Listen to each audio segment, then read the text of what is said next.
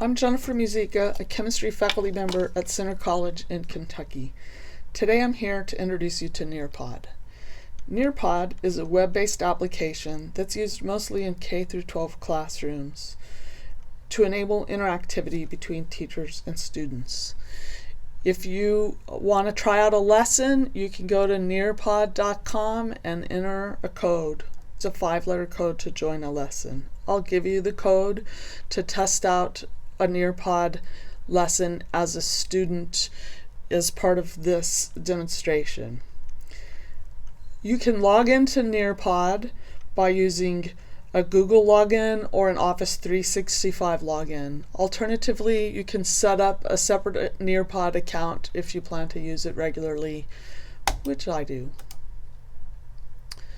So I'm going into my Nearpod and I'm going to go to my library because I started a lesson already. So I'm going to edit the lesson that I initially started. Here's the code so that you can try Nearpod out as a student. DRHTY. So you can put text slides into Nearpod. I typically import PowerPoints into Nearpod because it gives you more control over the layout of slides.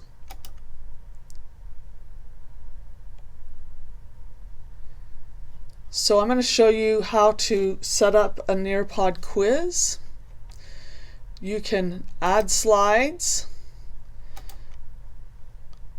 If they're content slides, you click the Add Slide button to add the slide.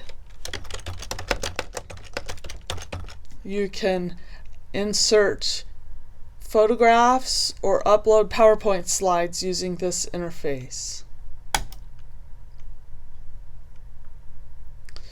What's more exciting about Nearpod is the interactivity. I'll generally import a full PowerPoint with all the slides and then come into Nearpod to add the interactive features. So when you add the interactive features, you're going to pick Add an Activity. There's different kinds of questions you can ask. Open-ended questions, polls, and Draw It are the most common features that I'll use. With the open-ended question, you type the question.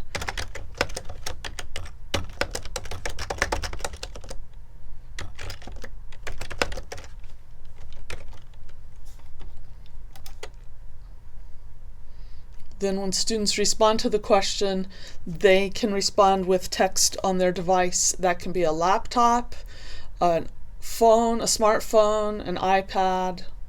There's apps, free apps for Nearpod on the iPhone store and the Android store. If students are using a laptop, they can access Nearpod through a web browser for free.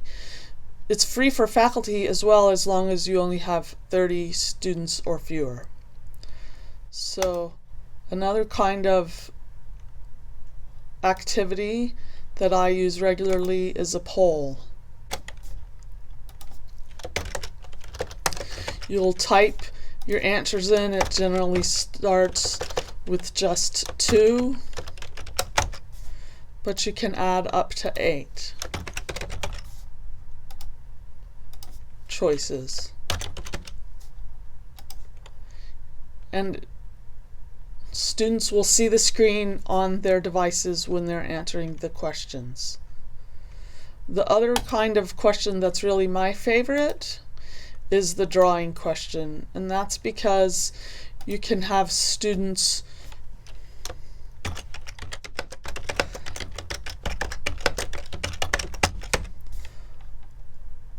draw things on a blank screen, or you can have students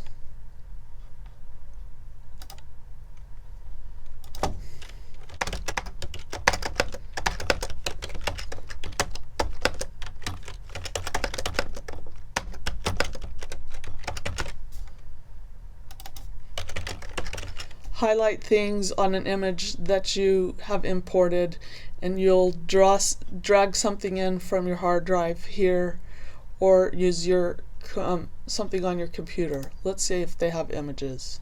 No.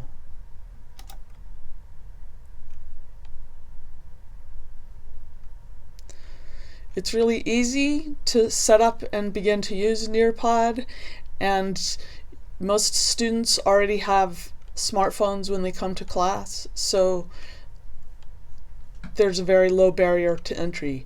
The one problem I would say, if you're trying to have students draw complicated pictures, it's not easy to do that on a smartphone because the interface is not zoomable.